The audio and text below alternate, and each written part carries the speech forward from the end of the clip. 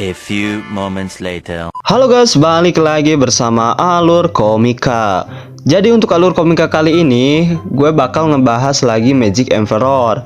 Karena kalian masih ada yang penasaran dengan Magic Emperor. Jadi kita bakal langsung aja ngebahas Magic Emperor part ke-3 dan ke-4-nya. Karena kalian nyuruh gue ngebahas lagi alur cerita Magic Emperor ini. Oke, buat kalian yang belum subscribe, jangan lupa kalian subscribe channelnya Alur Komika dan like sebanyak mungkin biar gue lebih semangat lagi upload videonya. Oke, langsung saja kita ke videonya, sekuy. Cerita diawali dengan Zuifan yang membawa cewek tersebut. Kita tidak bisa mengendalikan mereka. Aku ingin kembali. Zuifan, kamu budak anjing. Tit, biarkan aku dan kakakku pergi, ucap bocah tersebut. Zuifan pun melempar cewek tersebut ke pohon. Kita harus kembali. Kita tidak bisa membiarkan penjaga keluarga Luo kehilangan nyawa mereka untuk kita. Jika kamu ingin pergi, maka pergilah, ucap Zuifan. Tapi bisakah kamu mengalahkan para bandit itu? Ketika kembali ke sana, ucap Zuifan. Pergilah, ucap Zuifan. Musuh sedang mencari kita. Jika kamu ingin kematian menghampirimu sekarang, ucap Zuifan. Budak sialan, bagaimana kamu bisa berbicara seperti itu pada tuanmu, ucap cewek tersebut. Cepat kembalikan aku dan kakakku saja ke sana, ucap cewek tersebut. Hei bocah, bau, apa kau percaya aku akan membuka dan memukul pantatmu sekarang? Berani sekali kau budak, ucap cewek tersebut. Cewek tersebut pun sangat kaget ketika melihat wajah Zuifan. Zuifan, kamu keterlaluan, ucap putri tersebut. Itu hanya hukuman kecil untuknya. Lebih baik ini daripada tuan muda kecil ini mati di tangan mereka. Ngomong-ngomong, apa ada tempat persembunyian di dekat sini, ucap Zuifan. Putri tersebut pun terdiam. Ada beberapa peternakan di alun-alun dan tidak ada tempat persembunyian. Ada hutan berkabut di sisi gunung angin hitam. Bahkan para bandit itu mungkin tidak tahu medan di sana. Oke, kita pergi ke sana saja, ucap Zuifan.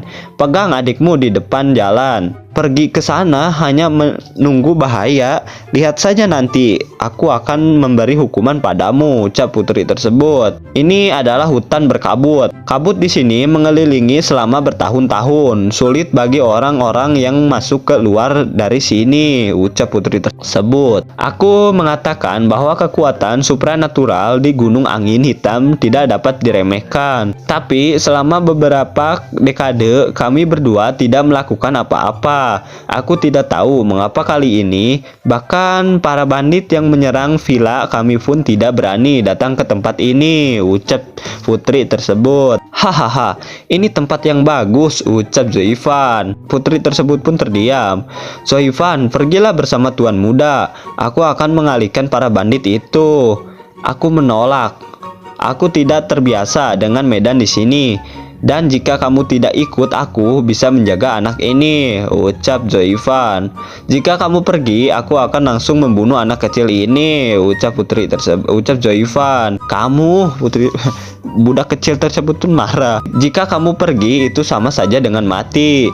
Jika kehidupanmu yang telah diselamatkan oleh orang-orangmu, ucap Zuifan. Karena nyawamu itu sangat berharga, ucap Zuifan. Lebih baik kita menghancurkan Sun Guanzi dan para banditnya di sini, ucap Zuifan. Zuifan, apa kamu gila?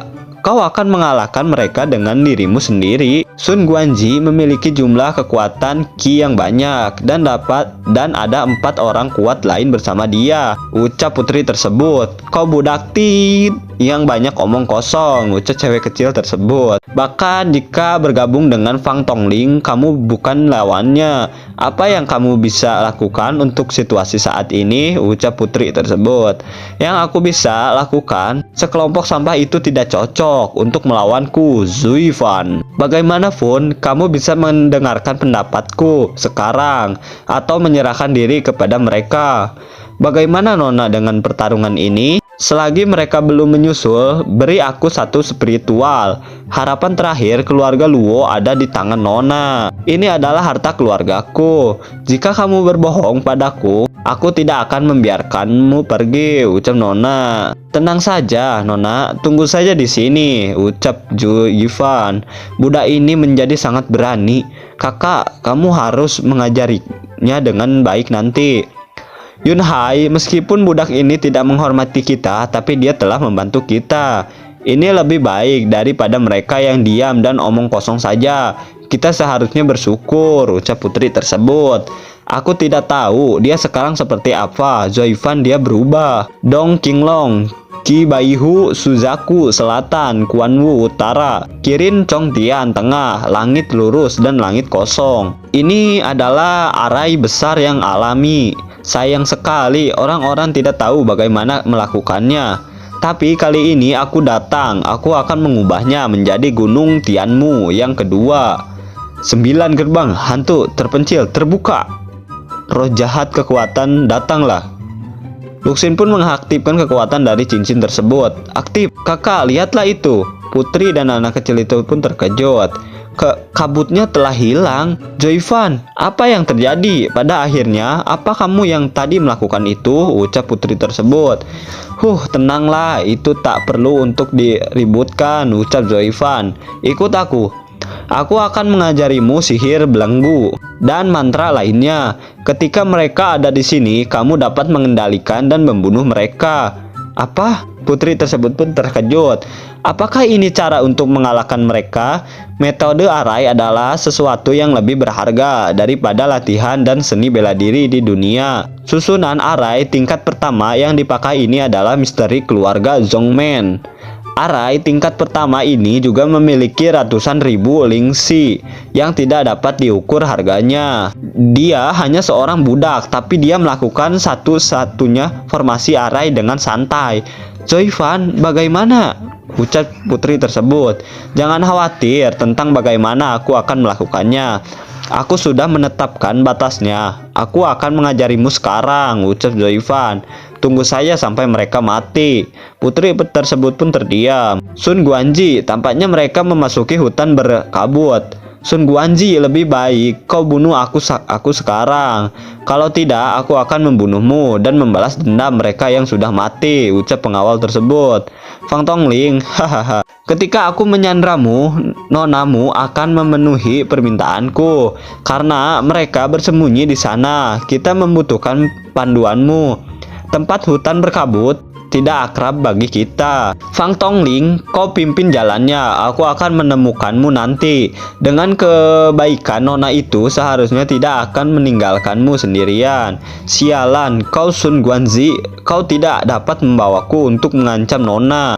Sun Guanzi, lihat di depan ada seseorang yang duduk di bawah pohon, ucap pengawal Sun Guanzi. Dia yang membunuh pria besar itu. Semua orang pun terkejut. Halo semuanya, aku sudah menunggu di sini untuk waktu yang lama. Zhou Yifan, Zoifan, kamu sangat berani berdiri di depanku. Cepat, tangkap dan bunuh dia. Prajurit pun maju ke hadapan Zhou Yifan. Zhou Yifan pun hanya tersenyum. Kakak beradik itu, mereka sudah kulumpuhkan dan sekarang berada di tanganku. Tunggu, ucap Sun Guanzi. Zoifan, seperti yang kau katakan, benarkah mereka sudah kau lumpuhkan dan sekarang berada di tanganmu? Sun Guanzi, bagaimana kalau kita melakukan transaksi? Ucap Zoifan.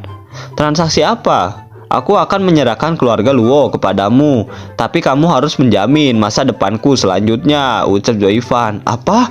Sun Guanji pun terkejut dan pengawalnya. Kenapa kamu melakukan ini dan mengkhianati keluarga Luo? Ucap Sun Guanji. Hahaha. Lalu mengapa kau juga mengkhianati keluarga Luo? Aku juga penasaran, ucap Zoifan. Orang tidak bisa terus menghancurkan diri sendiri. Sekarang keluarga Luo telah dikalahkan. Aku tidak bisa membangun kembali keluarga dengan kekuatan satu orang, ucap Zoifan. Masuk akal untuk menggunakan kehidupan mereka untuk menemukan jalan yang baru bagi diri sendiri. Mengapa aku harus tetap di jalan buntu? Ucap Zoifan. Sekarang tempat mereka bersembunyi ada di sisi lain tali ini, ucap Zoifan. Pengawal Sun Guanji pun mau menyerang Zoifan. Pergilah ke neraka, ucap Zoifan. Dan keberadaan mereka hanya aku yang tahu dengan jelas, ucap Zoifan. Oh, agar aman mencari jalannya ditandai oleh tali merah ini, ucap Zoifan. Ide bagus. Selain itu, memudahkan untuk melacak dan mencari jalan kembali dari hutan kabut ini. Menarik, hahaha, ucap Zoifan. Baiklah, aku sepakat tentang transaksimu. Aku berharap kau tidak berbohong padaku, ucap Sun Guanji. Sun Guanji, aku sudah jujur, ucap Zoifan. Aku mengatakan ini di depanmu dengan jelas. Aku sama sekali tidak percaya, ucap Sun Guanji. Hahaha. Sun Guanji dan Zoifan pun tertawa bersama. Baik, kau ambil jalannya, ucap Sun Guanji. Zoifan, kau budak anyi yang tega menjual tuanmu. Kami sangat mempercayaimu dan kau berani sekali menjual kami. Dan kau Sun Guanji, kau adalah penjahat bajingan. Bahkan jika aku mati, aku akan mengutuk kalian seumur hidup, ucap pengawal tersebut. Tiba-tiba Zoifan pun berhenti. Kenapa berhenti? Ucap Sun Guanji. Apa di sini tempatnya? Ucap Sun Guanji. Sun Guanji, aku membawamu ke sini, ke jalan Huang Kuan, ucap Zoifan. Tempat di mana kau akan mati, ucap Zoifan.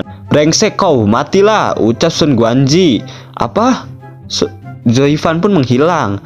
Cepat, kita cari jalan kembali, ucap Sun Guanji. Sun Guanji, ini tidak bagus. Tali merah untuk kembali telah rusak.